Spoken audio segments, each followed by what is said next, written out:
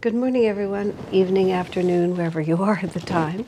We're continuing now with our pilgrimage to the Holy Land, which has really just turned into a long, wonderful, I hope you think it's wonderful,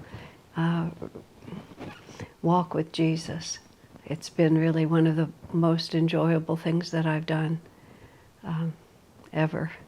I guess just to keep reliving this. As it happens, when this is being recorded, it's May 2021. Some of the underlying hostilities in that country have started exploding again. So our prayer today, let us also be that some of the spirit of the life of Christ and the life of all the great saints and masters of so many religions that have inspired that country can somehow inspire its present residents to find a way to live together. So let's pray together. Heavenly Father, Divine Mother, friend, beloved God, Jesus Christ, Babaji Krishna, Lahiri Mahashaya, Swami Sri Yukteswar, beloved Master Paramahansa Yogananda, saints of all religions, dear friend and guide Swami Kriyananda, humbly we bow to you all. Bless us that we may feel the living presence of Jesus within us. Make us instruments of that light into this world, and bless the Holy Land of Israel, that those souls who find themselves residents there now may be inspired by your presence to rise above all the chaos of the times that we live in, that the deep underlying power of the many great souls who have graced that land can triumph in light. Om, peace. Amen. I'm not really following the news. I don't follow the news as a rule because there's nothing I can do about it. But I have heard, you always manage to hear when things are happening. The first time I went to Israel, which was in, whenever it was, 2015, I think, I loved it, but I decided I couldn't go back because the tensions among the people there it was too hard on my heart. I couldn't live with it. And then a couple of years later, I had this sudden what I felt was a divine inspiration to go again. And I looked at it from the opposite side. I thought, where there is so much difficulty, then those of us who have some attunement to the light need to be present. I'm not talking politics. I'm just talking human suffering. And Divine Mother seems to want to teach her children through suffering. So the prayer that I always find helpful is, whatever it is that you want your children to learn, help them to learn it. Because that's the only way that progress will ever happen. One political system versus another, it's just a game of tennis. But if divine consciousness can come in, then everything can change. So the first song I would like to listen to today, play for you, is Swami Kriyananda singing the melody he put to Master's beautiful poem, God, God, God. From the depths of slumber as I ascend the spiral stairways of wakefulness, I will whisper, whisper, God, God, God.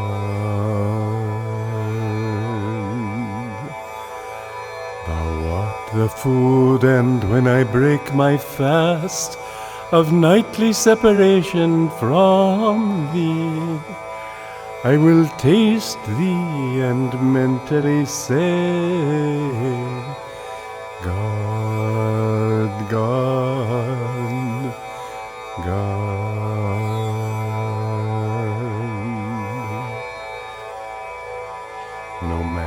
Where I go, the spotlight of my mind will ever keep turning on thee. And in the battle din of activity, my silent war cry will be, God, God, God.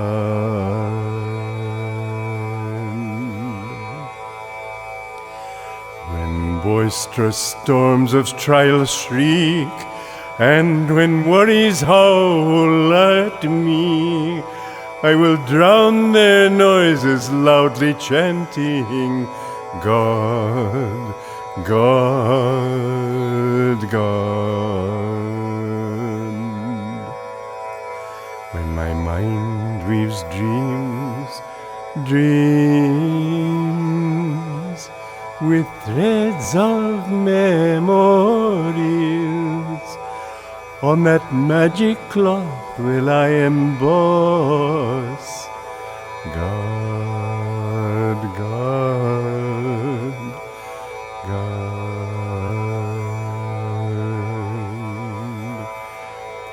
Every night in time of deepest sleep, when my peace dreams and calls, joy, joy, my joy comes singing evermore, God, God, God.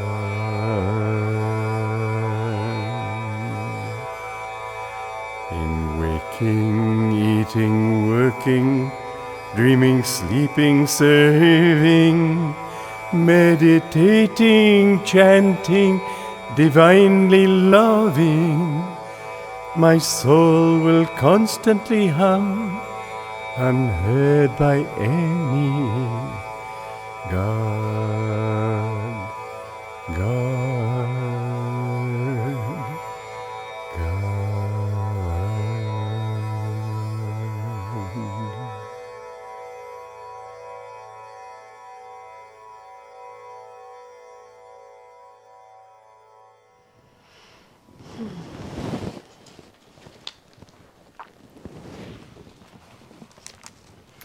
Well, my friends, that is the answer to everything, isn't it? My soul will constantly hum, unheard by any. God, God, God. It's really impossible for us, with our still limited ego-identified consciousness, to understand how great is the revolution of God consciousness. But we can aspire and step by step move toward it. Now, we've been following the life of Christ, place by place and story by story, and where we are now is we're in the last days of his life before his death, and then of course his resurrection. And now we are at the point. The last part we read was when Jesus sent his disciples to find this room that he told them about, where they could hold the Last Supper. When you go to Israel, they show you a room that they think was like the room that he was in, but Swamiji's feeling was, and others have concurred, that it doesn't necessarily feel like as holy. It doesn't have the same holy vibration that some places do. It's been reverence. It's been a point of reverence for many years, but so I'm not showing any pictures because it just didn't have that, for me at least, either. I could have been prejudiced. Master said almost all the sites were authentic, including the site where Jesus ascended into heaven after the end of his period of appearing to his disciples, but we'll get there later. So, now we are talking, Jesus, here's where we are. Jesus has come into Jerusalem on Palm Sunday. He's been teaching in the temple. He's been constantly in conflict with the priests who are the authority. Judas has gone and made a bargain with the spiritual authorities that for 30 pieces of silver he will lead them to where Jesus is, and he will identify him by kissing him on the cheek. And now it is, some say it's the Passover Seder. More likely it was simply, more possibly it was a supper that Jesus simply had the day before the Passover would have happened.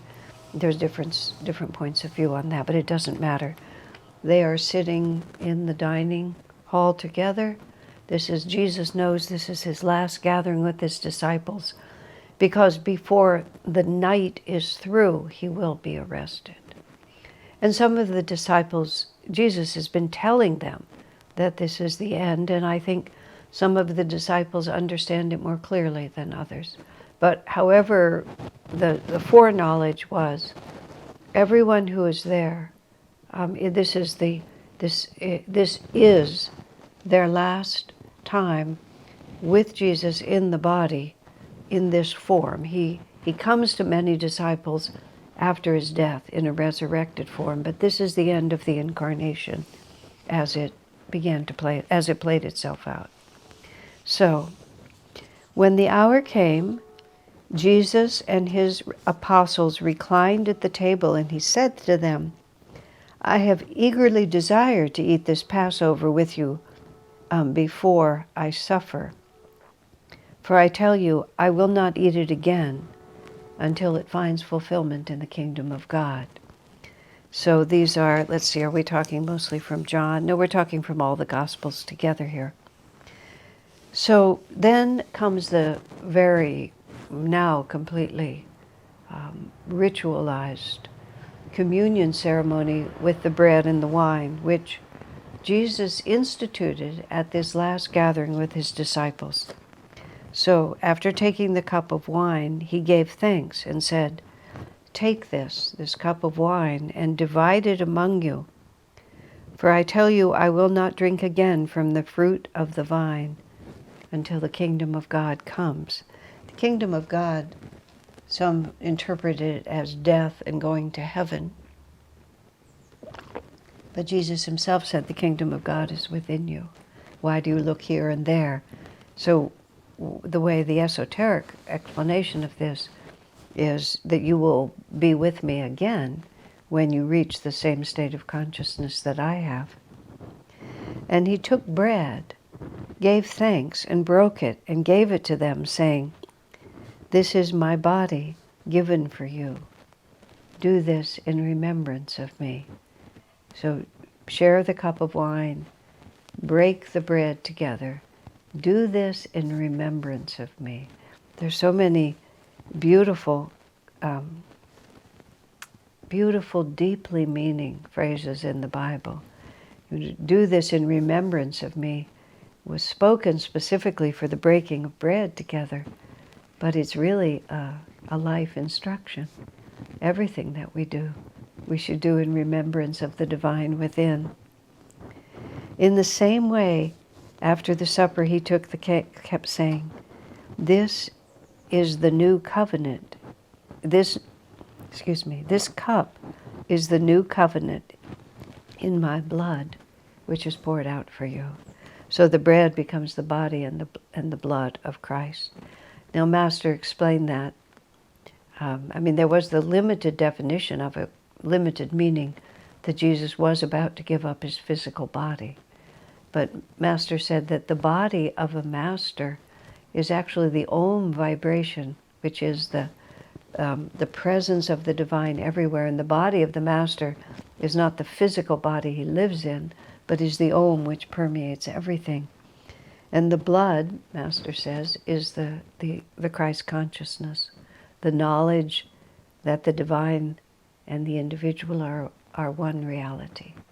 That's the Christ consciousness, is to know ourselves to be one with God. So to eat my body and drink my blood, which is what Jesus said earlier, is to become one with the Om and to attain Christ consciousness. So when we do this in remember of Christ, we're doing this in remembrance of the Christ consciousness within. And now from the Gospel of John, we have several wonderful stories. Jesus washing the feet of his disciples. It was just before the Passover festival. Jesus knew that the hour had come for him to leave this world and go to the Father. the Father represents the spirit beyond creation. So when he leaves this created world, he goes into the infinite spirit. The Mother is the Om within creation. The Father is the power of spirit beyond creation. These are not really gender references, but are talking about the yin-yang, the male-female principles of the universe. Having loved his own who were in the world, he loved them to the end. The evening meal was in progress, and the devil had already prompted Judas, the son of Simon Iscariot. Oh, excuse me. I didn't mean to read that part. Having loved his own who were in the world, he loved them to the end. Jesus got up from the meal, took off his outer clothing, and wrapped a towel around his waist. After that, he poured water into a basin and began to wash his disciples' feet, drying them with the towel that was wrapped around him. Now bear this in mind. He has ridden triumphantly into the city of Jerusalem, and all the disciples were crying out, "Blessed is the Son of David." The priests were trying to tell Jesus to silence his disciples. He said, if these were silenced, the very stones would cry out. The power of God through Jesus has been manifested to all his disciples. In mysterious ways, he has brought them together to this banquet hall. He's telling them to eat this bread, break this bread, share this wine, and the bhav, the spiritual mood of the moment, must have been tremendous. So then Jesus gets up and he takes off his whatever his outer garment is. He wraps a towel around his waist, and he starts kneeling at the feet of all his disciples. I mean, this, if you were present, seemingly nothing like this has happened before, and these disciples are revering Jesus like the Messiah. And then all of a sudden, this Holy One, whom they consider to be one with God, is kneeling in front of them and doing the most menial task. When you think of the feet, you think also that, it was dusty. In all the pictures, they're wearing sandals and so on. So when you come into a place, your feet are dirty from the street. Sometimes people wash their feet as they come in because they don't want to bring that into the house. But even in the Indian tradition, the disciple puts their own forehead on the foot of the guru, the lowest point of the guru. The disciple puts the highest point of himself at the lowest point of the guru. And so now the master is kneeling at their feet. So Peter responds to this. When Jesus came to Peter, Jesus came to Peter, who said to him, "Lord, are you going to wash my feet?" Jesus replied, "You do not realize now what I am doing, but later you will understand." "No," said Peter, "you will never wash my feet." Peter just couldn't accept such a reversal of roles from Jesus. Then Jesus answered, "Unless I wash you, you have no part with me." In other words, the Guru says, this is what I'm going to do. And if you're not going to obey me, then you're not truly my disciple. He doesn't spell that all out. Because then Peter replies, "Then, Lord," he said, "not just my feet, but my hands and my head as well." Now he must have said that in a way that made everyone laugh. At least that's how I always read it. Which is, if this is what you're going to do, Lord, then of course we're just going to go all the way. Here's my hands, here's my head. Whatever you say, this is what I will do. When he had finished washing their feet, Jesus put his clothes on and returned to his place. "Do you understand what I have done for you?" he asked them.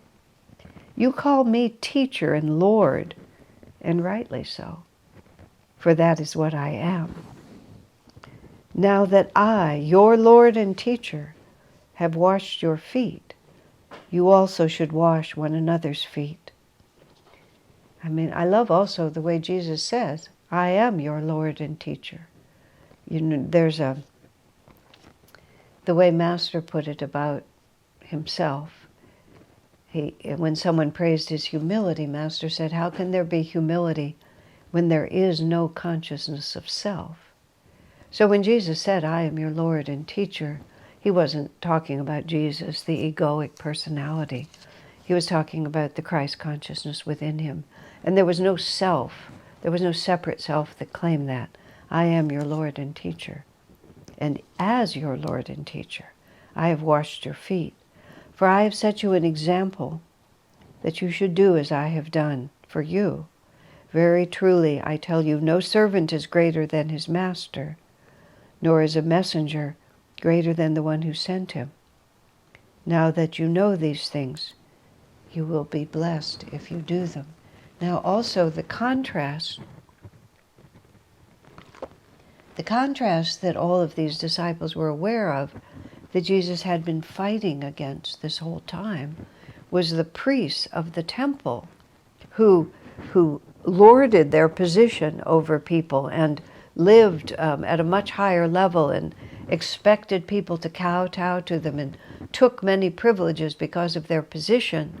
So Jesus is not just suggesting that humility is a good idea.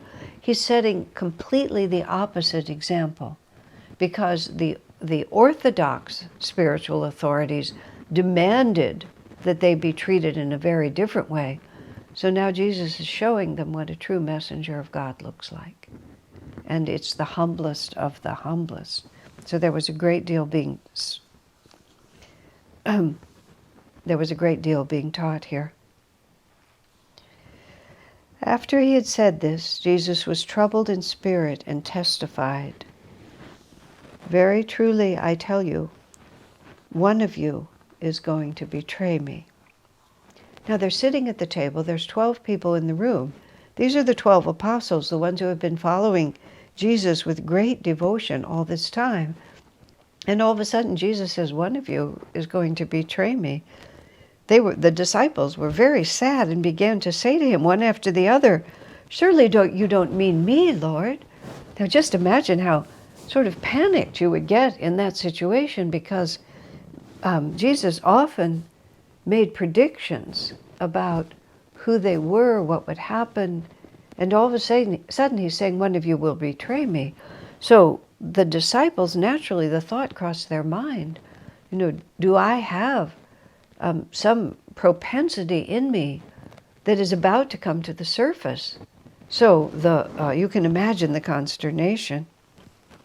One of them, the disciple whom Jesus loved, that was John, who writes, whenever John speaks of himself, he calls himself the disciple whom Jesus loved.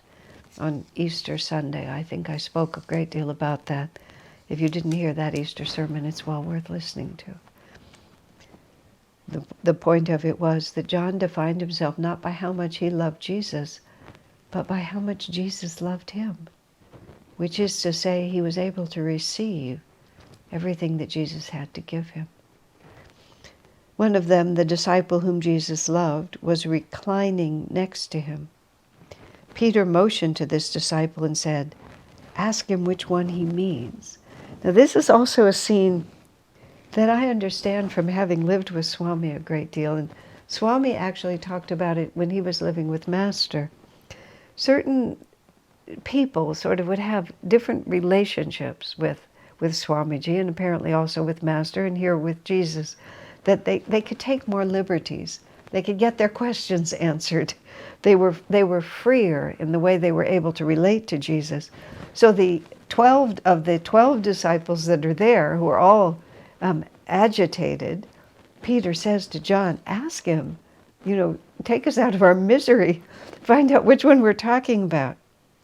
Leaning back against Jesus, and all the paintings, and we'll show you some paintings later, they sort of have John like putting his head on Jesus' shoulder, even laying across Jesus' lap. So leaning back against Jesus, John asked him, Lord, who is it?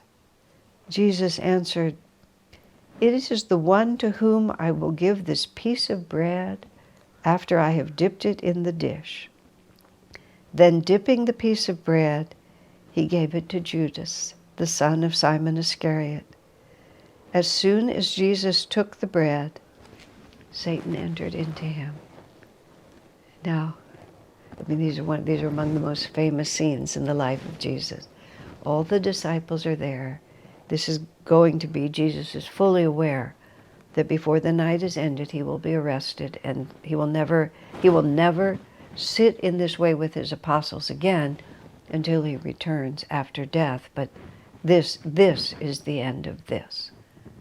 So he breaks bread, he offers them wine, he kneels at their feet, he washes their feet.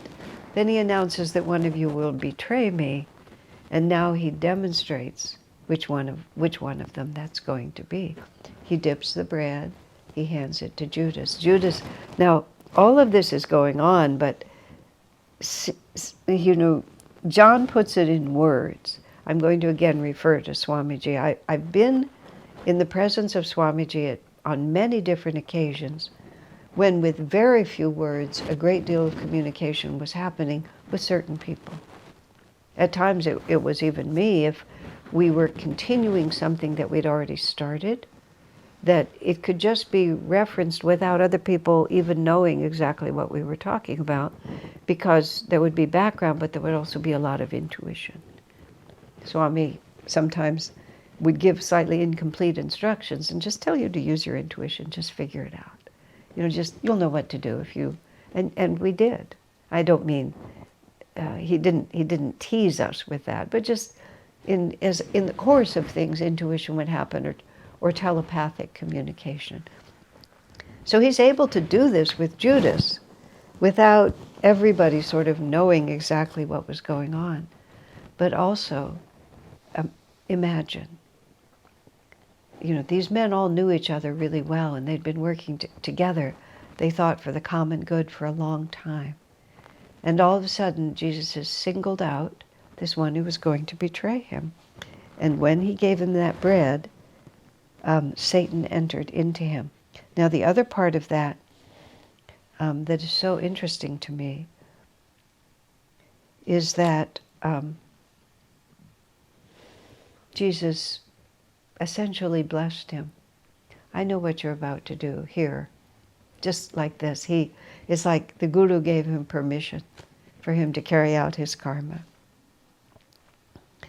So Jesus then said to Judas, because now Satan has entered into him, what you are about to do, do quickly. And once again, Jesus is telling Judas, I know what's going on. I know exactly what's going on. Now, that didn't serve Judas so well that night, because, in a very short period of time, even before Jesus is crucified, Judas takes his own life. But over the next many centuries and incarnations, and I was talking about this last session, while Judas worked his way through the karma, and Master said was liberated in the early 1900s. He was reincarnated as a disciple of Ramakrishna. Jesus sent him to Ramakrishna, and Judas became fully liberated at that point. But in the centuries that it took Jesus to expiate the karma, the fact that Jesus had acknowledged in advance that this is your destiny. Eventually, that must have been a profoundly liberating understanding for Judas. That which you are about to do, do quickly. But no one at the meal understood why Jesus said this to Judas. This tells you, too, that there were many different levels of communication happening. Since Judas had charge of the money, some thought Jesus was telling him to buy what was needed for the festival or to give something to the poor. As soon as Judas had taken the bread, he went out. And then the Gospel said, and it was night. Is he telling merely that the sun had set, or was he telling that the darkness had really begun? Now, what's also really interesting here is that after Judas leaves, much of the really deep teaching of Jesus to his disciples happens. So you can imagine that Jesus was in one mood while Judas was still there, and that in another mood after Judas left. So now Jesus is talking to the 11 apostles. My children, I will be with you only a little longer. You will look for me, and just as I told the priest, so I tell you now, where I am going, you cannot come. Imagine how sad that made them. I'm about to leave you, and where I'm going, you can't come. Just heartbreaking in that moment. Also undoubtedly a little bewildering. So then Jesus says, a new command I give you, love one another. As I have loved you, so you must love one another. By this everyone will know that you are my disciples, if you love one another.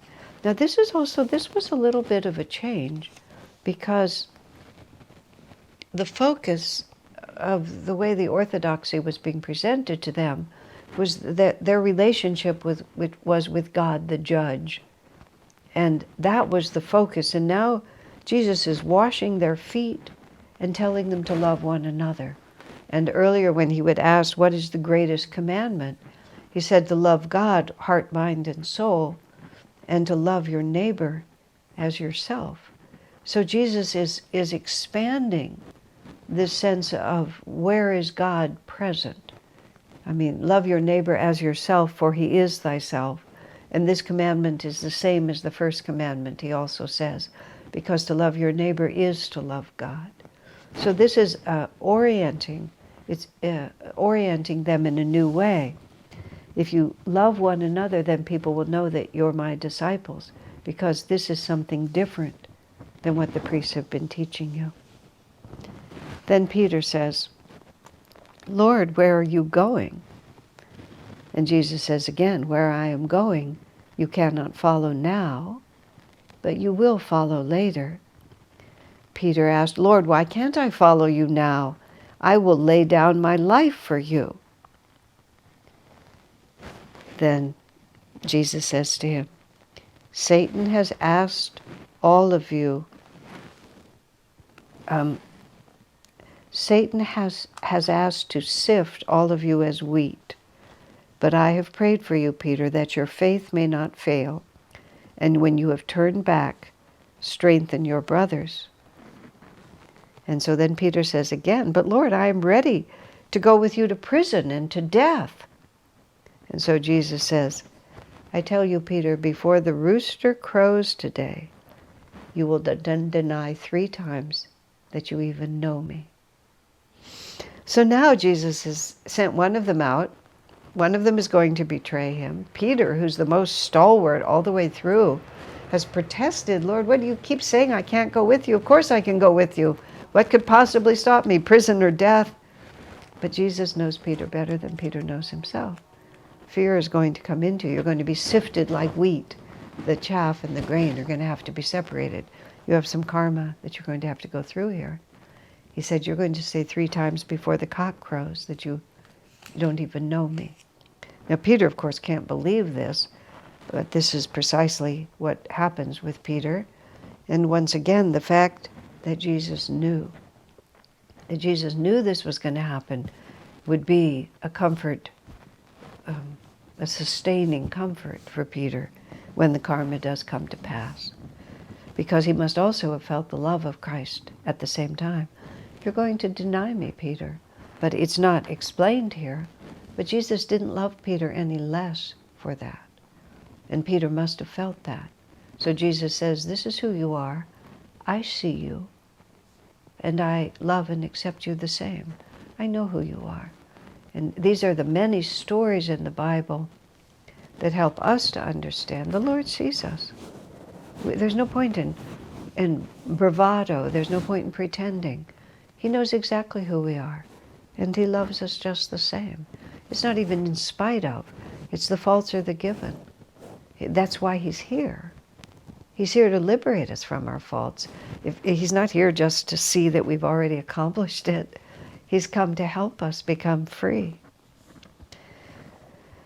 So then Jesus says, I will ask the Father, and he will give you another comforter to help you, to be with you forever, in the Spirit of truth.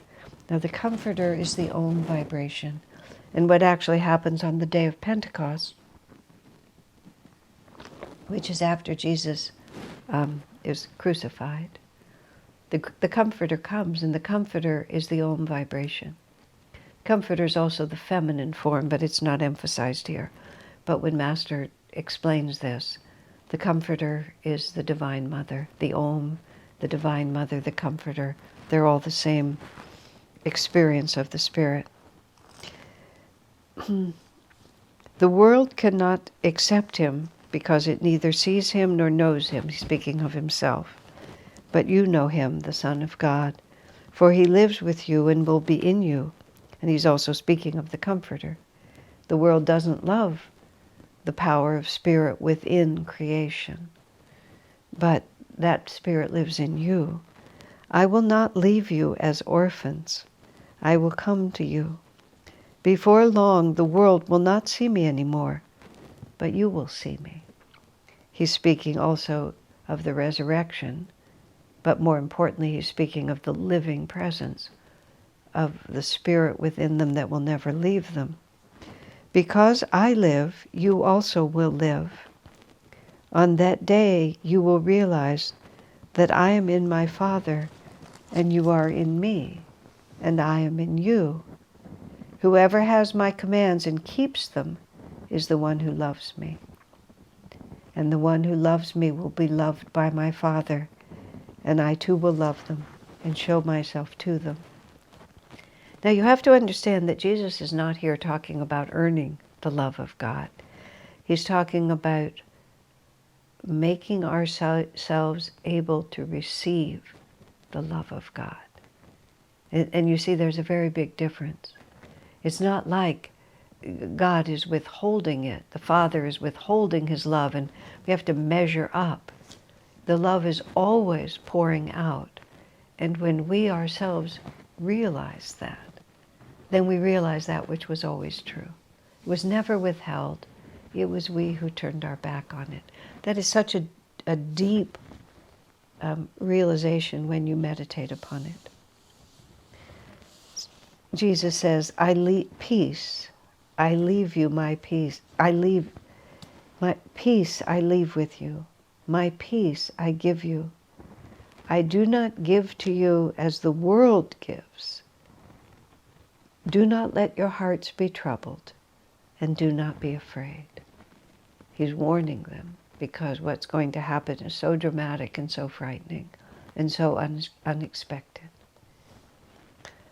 And then Jesus says, come now, let us go.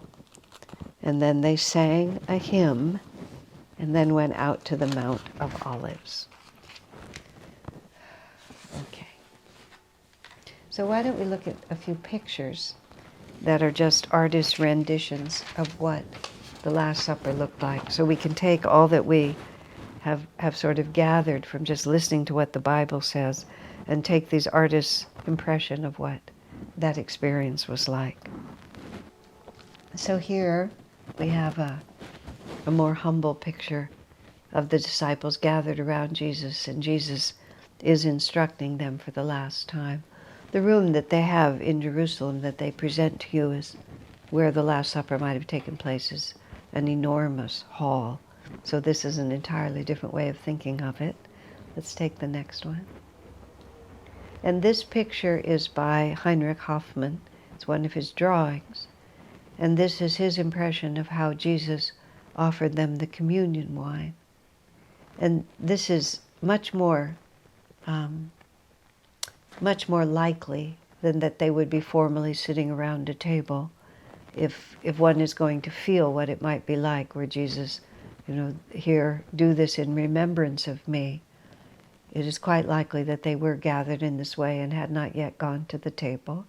See the disciples, how eagerly the ones are kneeling, looking up to him. It's just, if I had been there, if you had been there, where would we be and what would we be feeling? and what a profound impression that moment would make. Edgar Cayce, in his life reading for many people, not many, but some, spoke of an incarnation in which was contemporaneous with Jesus. And he would sometimes say, Jesus walked by and looked you in the eyes. You touched his hand. He blessed you. And then Cayce, reading the lives, the current incarnations of people in the 1940s and 50s, said that one contact with Jesus has been the defining reality in every incarnation you've had since.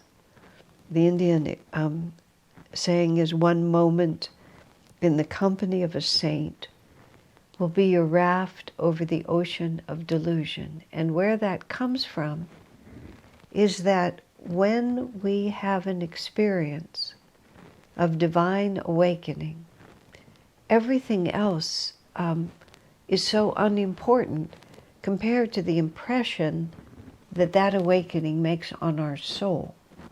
And it becomes the touchstone for all our experiences ever after, and a longing, whether it's brought to the conscious mind or not, a compelling, the heart is compelled to try to return again to that moment of awakening.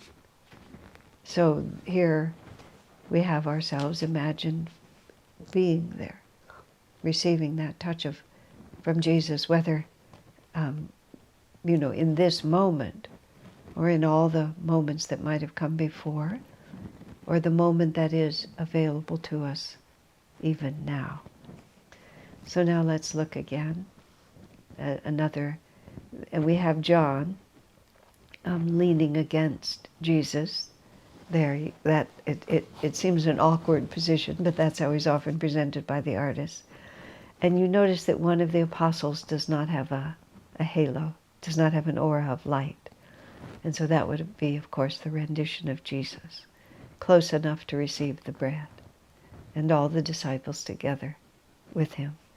Now let's go to this is the painting by Leonardo da Vinci, the most famous, one of the most famous of the Last Supper paintings. And here you have the disciples agitated for many reasons.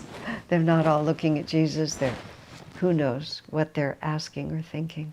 Maybe this is when Jesus said, one of you will betray me.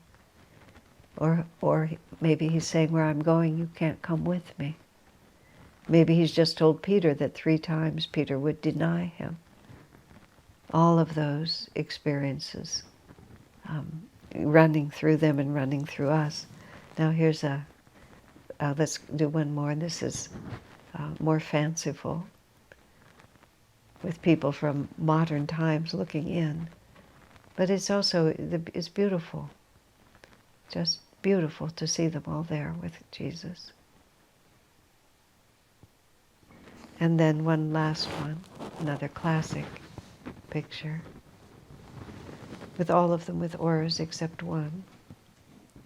Now while we look at this picture and feel the experience of what we've just read from the Gospels, let's listen to Swamiji leading a group in the chant, I want only thee.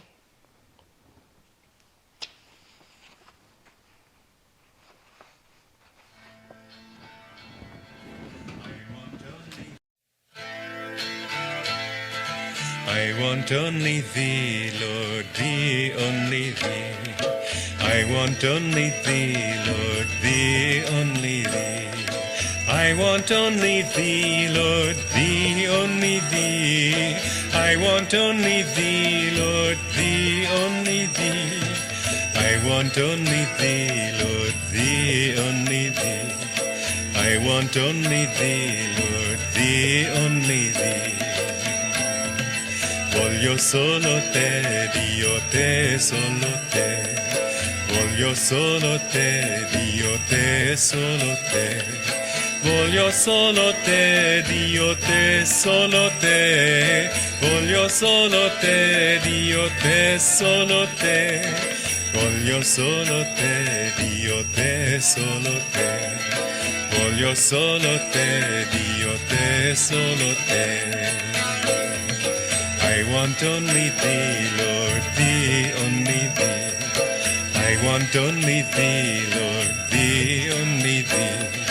I want only thee, Lord, thee, only thee.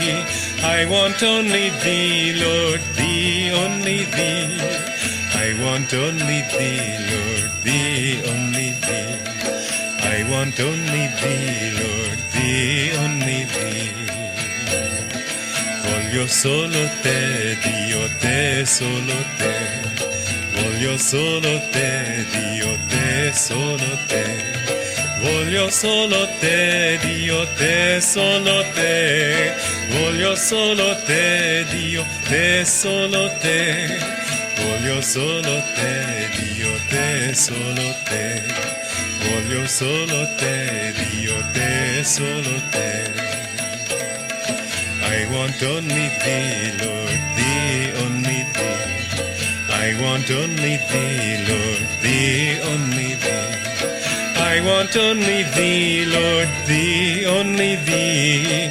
I want only thee, Lord, thee, only thee. I want only thee, Lord, thee, only thee. I want only thee, Lord, thee, only thee. Voglio solo te, Dio, te, solo te. Voglio solo te, Dio, te, solo te. Voglio solo te, Dio, te, solo te. Voglio solo te, Dio, te, solo te. Voglio solo te, Dio, te, solo te. Voglio solo te, Dio, te, solo te. I want only thee, Lord, thee, only thee. I want only thee, Lord, thee, only thee. I want only thee, Lord, thee, only thee. I want only thee, Lord, thee, only thee. I want only thee, Lord, thee, only thee. I want only thee, Lord, thee, only thee. Voglio solo te, Dio, te, solo te. Voglio solo te, Dio, te, solo te. Voglio solo te, Dio, te, solo te. Voglio solo te, Dio, te, solo te. Voglio solo te, Dio, te, solo te. Voglio solo te, Dio, te, solo te. I want only thee, Lord, thee, only thee. I want only thee, Lord, thee, only thee. I want only thee, Lord, thee, only thee. I want only thee, Lord, thee, only thee. I want only thee, Lord, thee, only thee. I want only thee, Lord, thee, only thee. I want only thee, Lord, thee, only thee. I want only thee, Lord, thee, only thee. I want only thee, Lord, thee, only thee. I want only thee, Lord, thee, only thee.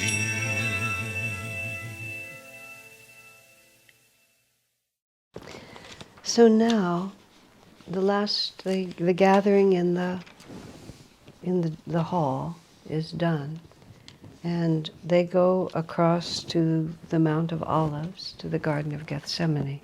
When we look at pictures again, I mean, this is a short walk across the Kidron Valley. I'll show it to you again in a moment. So here's what it says in the Bible about this. When Jesus had finished praying, he left with his disciples and crossed the Kidron Valley.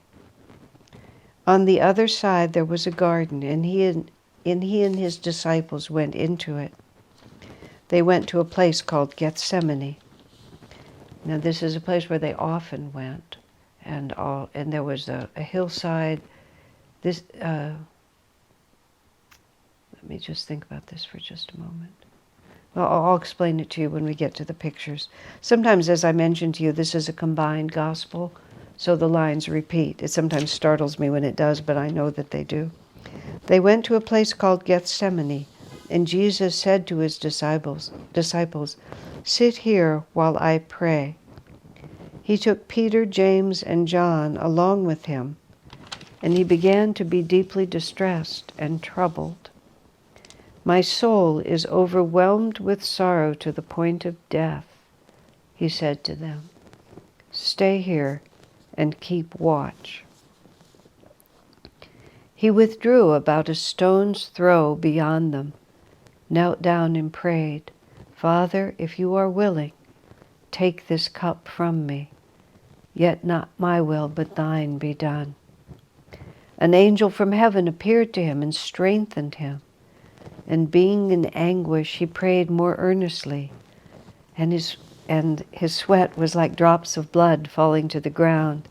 That's a modernization sometimes. It says simply his sweat was drops of blood falling to the ground.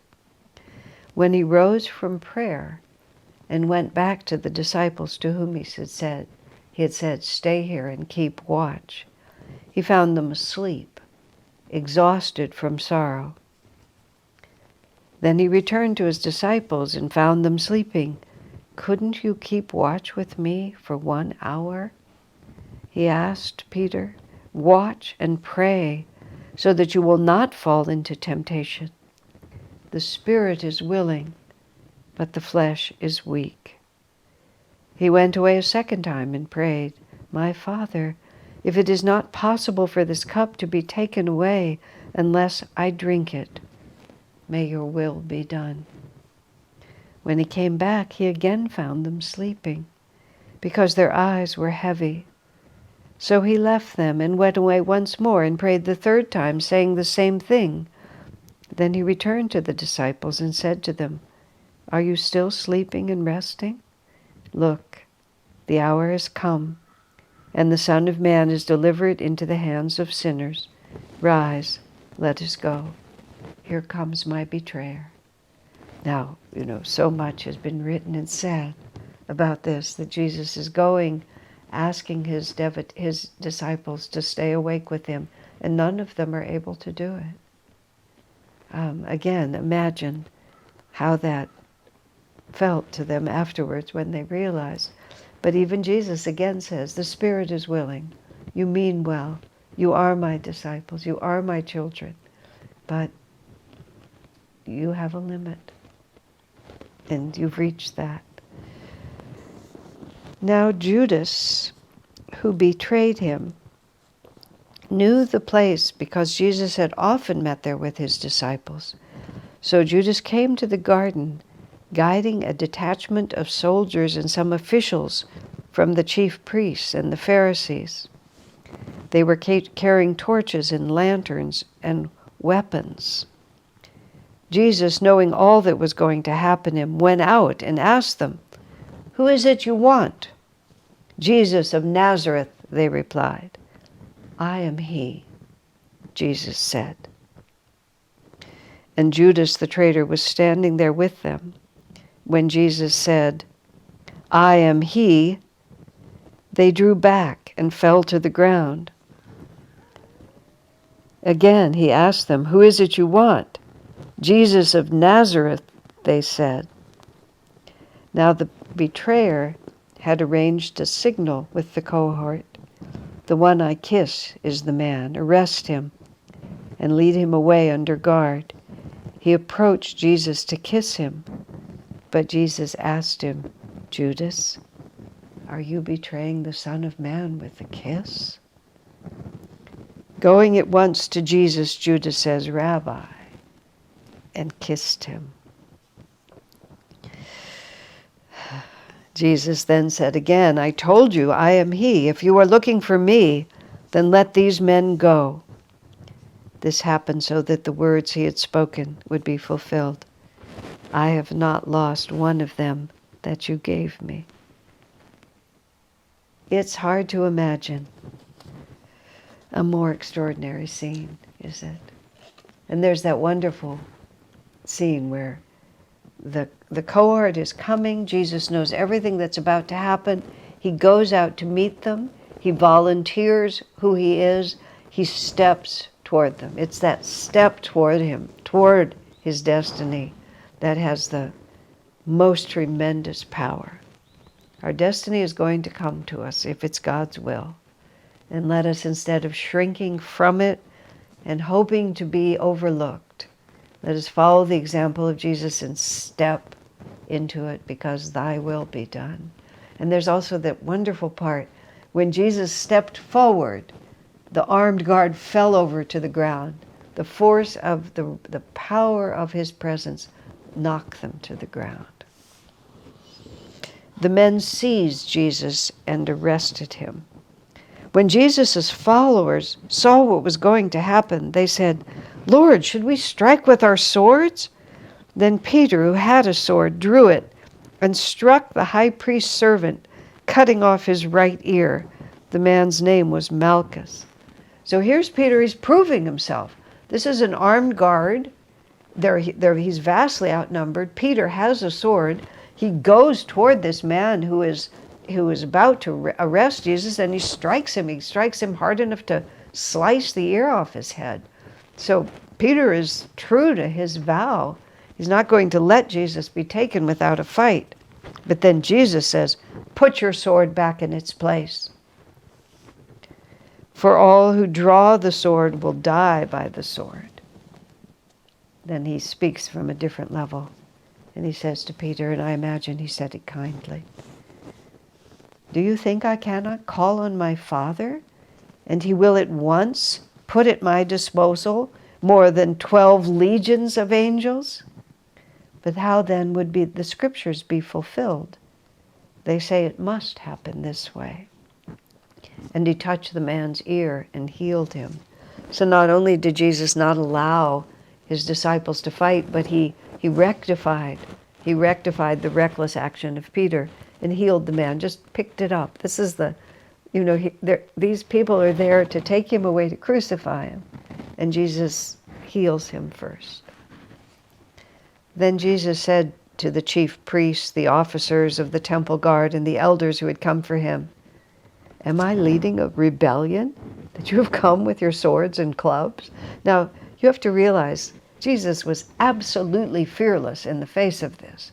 So this is not a whine, and this is not an angry remark. I mean, you have to think of it almost as that it was a humorous remark. "Am I leading a rebellion that you have to come for me with swords and clubs? Every day I was with you in the temple courts, and you did not lay a hand on me. But this is your hour," he says, "when darkness reigns." So Jesus is continuing to teach them. He's chastising them. You could have arrested me. What is all this with clubs and swords and armed guards? You could have taken me at any point. And he's pointing out to them how foolish they are. But this is your hour, meaning that the Lord has given you power over me. This is when darkness reigns. Then the detachments of soldiers with its commander and the officials arrested Jesus. Then all the disciples deserted him and fled. When the guard actually put their hands on Jesus to arrest him, the apostles panicked. A young man wearing nothing but a linen garment was following Jesus. When they seized him, he fled naked, leaving his garment behind. So one of those who was there, the guards grabbed him by his clothes, and he slipped out of his clothes. And without any clothes on, he ran away. But what this describes to you is this was Satan's hour, and darkness reigned. And in that moment, now the disciples all recovered, but in that moment they panicked, which is also, warning us, telling us, we have to always be humble because of what may happen. So I have some wonderful pictures now of this particular place and the things that happened here. There's some lovely things to see. So let's look at the pictures of Gethsemane. So this is to give us an orientation. We're standing probably just outside the wall of the city of Jerusalem, the place where the Last Supper was held is near where we're standing. Of course, this is all built up now, and you can see all the tourist buses lined up. This is the Kidron Valley that we're looking down. So you can see it wasn't that long a distance that the disciples walked. They walked across the Kidron Valley. Now that big temple that you see with the arches, it's called the Church of All Nations. It was a combined effort by many nations, because elsewhere in the gospel it says, he's come as a messenger to all nations. Now we've been here before. If you look slightly to the right, you'll see the teardrop temple, which was right as we face it, which is where Jesus wept. He looked back at Jerusalem and wept for Jerusalem. But where that big church is, which is where we're going, is what they call the Garden of Gethsemane, where Jesus often went with his disciples. So now let's get closer. We'll just look at this church. It's a remarkable church. This whole hill is the Mount of Olives, and when we were walking down from Palm Sunday, we walked right past this. It was off to the right from the top of the hill, and that's where the church is, where Jesus also met with his disciples and taught them to pray, "Our Father who art in heaven." So now here's this glorious church, and it's really quite a beautiful church. You can see it here with these wonderful many arched domes, which we'll see from the inside in a moment. Let's look closer at the mosaic, just at the front entrance here. And then we can go up closer to that mosaic, which is just a glorious piece of art that's worth looking at. We can, I think, a little closer to see the image of Jesus there. I don't know what the meaning of the reindeer or the pieces, all of that can be explained if you just research it. But now we're going to go away from the church for the moment, a short distance away, like you might say a city block away. You go down into a valley again, and there was a natural cave in the hillside here. And the tradition is, let's go another step closer to there. That's the doorway into it. And then let's go all the way inside into this grotto, which is still just a grotto. And it is believed that this may have been the place where the disciples were waiting for Jesus, because this is a cave, seemingly, by tradition, where he often went and was with his disciples. So the church, which is just, a 2-minute walk from here, is built over, it's through an olive grove, and then it's built over the rock where Jesus was said to have prayed, and we'll see all that in a moment. So this grotto has just magnificent vibrations here. And if you go on pilgrimage, you can sit in this grotto where Jesus met countless times with his disciples, and also it is believed on that last night this is where they were. So now we're going to walk back to the church. And to walk back to the church, you can see it there. We're walking through this olive grove. Now these olive trees are hundreds and hundreds of years old. They're believed not to actually have been standing when Jesus was here, but they are the offspring of those olive trees. So let's just 2 more pictures of these just magnificent creatures who have been responsible for holding the vibration and of this place, who have witnessed many great spiritual events.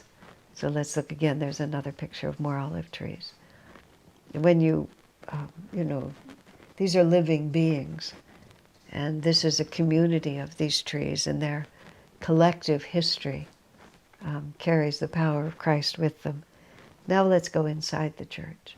It's really a beautiful church, just exquisitely beautiful. And there's 3 altar areas, and there's 3 mosaics. One is Judas kissing Jesus. One is Jesus being arrested, and the other is Jesus praying that night. So let's go. You can see a little closer, and you can see Jesus is always depicted as leaning against a rock. And that rock is actually, we'll look at it more closely in just a moment, but that rock is actually right in front of this altar.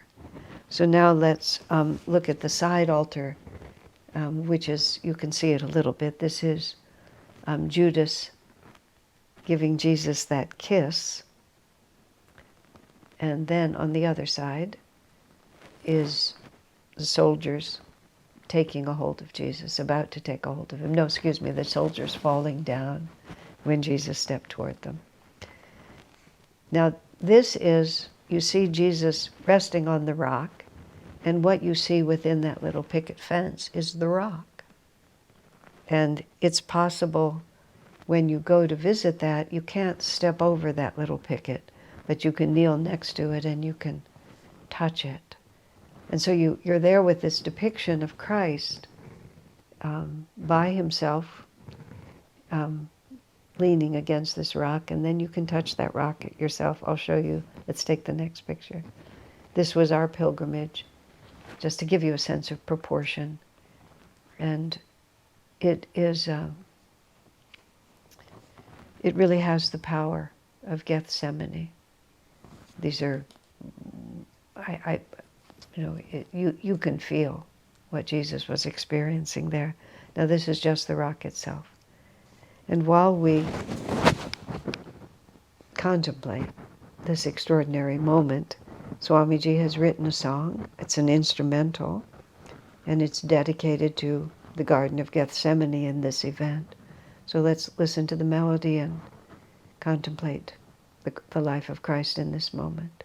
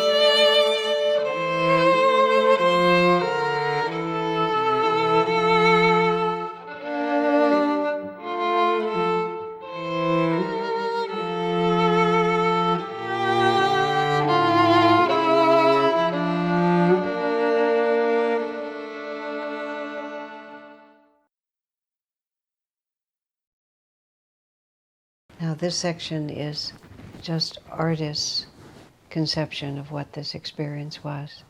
So Jesus tells his disciples, "Watch with me." He goes a little distance away, kneels by the rock, and in the gospel, as you remember, it said, an angel appeared to Jesus and strengthened him, which is a way, I think, of saying that Jesus entered into the world beyond this one, and drew his strength from his attunement with the divine. So the next picture, this is Fra Angelico's version of this. This also has some of Jesus's women disciples also praying for him. So is this a vision that there were more than just the 12 apostles with him? We don't really know. So we have Jesus praying. We have John and Peter and James falling asleep. And then somewhere we have the women disciples also praying for him. So let's look at the next picture. This is just Jesus and the angel kneeling on that rock. The rock, the very rock, let's say. The very rock where we were a moment ago. Master said that wherever a master is, his vibrations remain there forever. And so that's the premise of pilgrimage, is that the vibrations never leave. So here's another of Jesus praying. This is a painting by Hoffman. I think it's been colorized by others, but it's a beautiful feeling about it. There's a certain, I don't know, I feel like Jesus is at peace. I mean, he's intent, but he's just stretched out on the rock. He's leaning forward. He's accepting what comes. There's a closer version of Jesus praying. I love the way his hands are folded. Just such a beautiful touch. And then, this is a mosaic that's actually in France, at Lourdes. And this is the picture of Jesus with such intensity that blood was running through his skin. And Swami's, the other song that Swami wrote, the Latin words, the Latin words around say, thy will be done. There's an exact translation, but that's what it means. Thy will be done. So now let's, I was going to say enjoy, but let's contemplate this picture while we listen to Swami sing twice, please. From the oratorio, Let This Cup Pass From Me.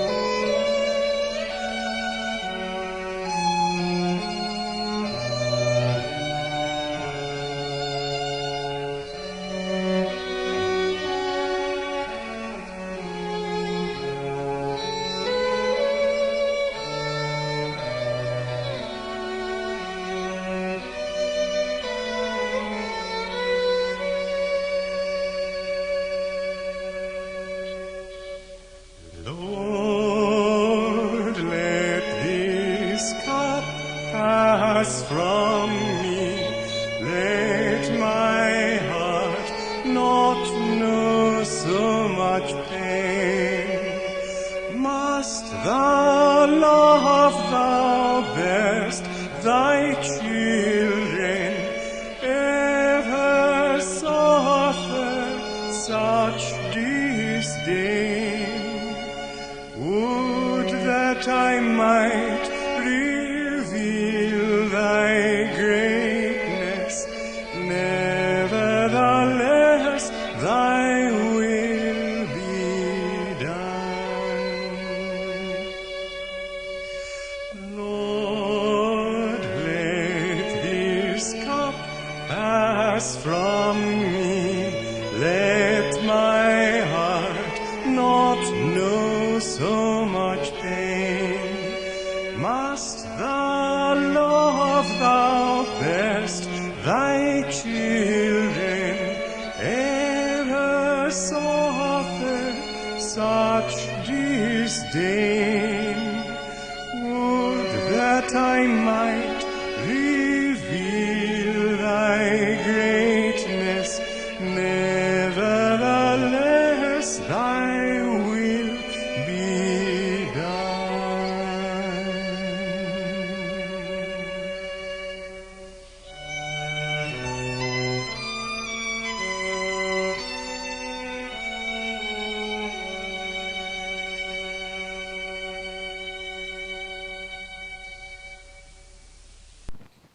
So we have just a few more paintings, pictures here. This is of the moment of Jesus being arrested.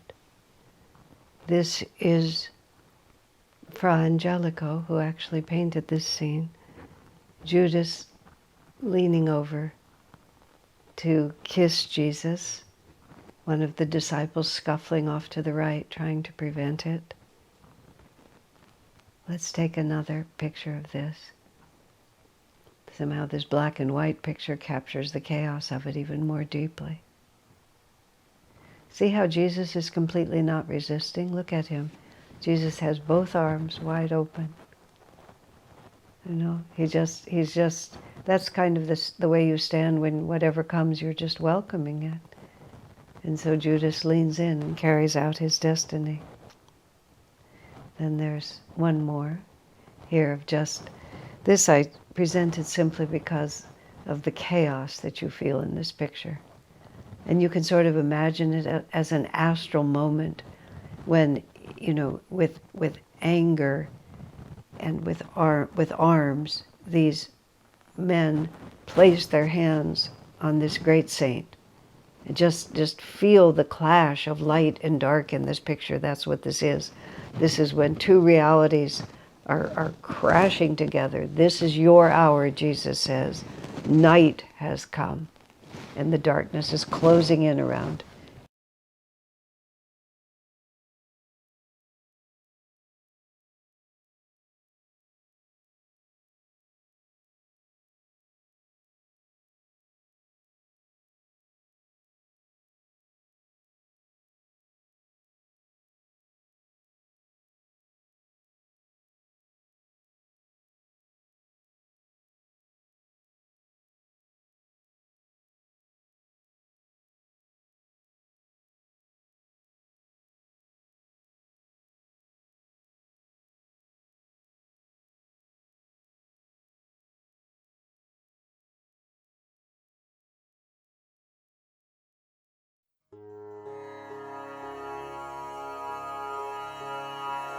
I have a love who's far away, far away, far away.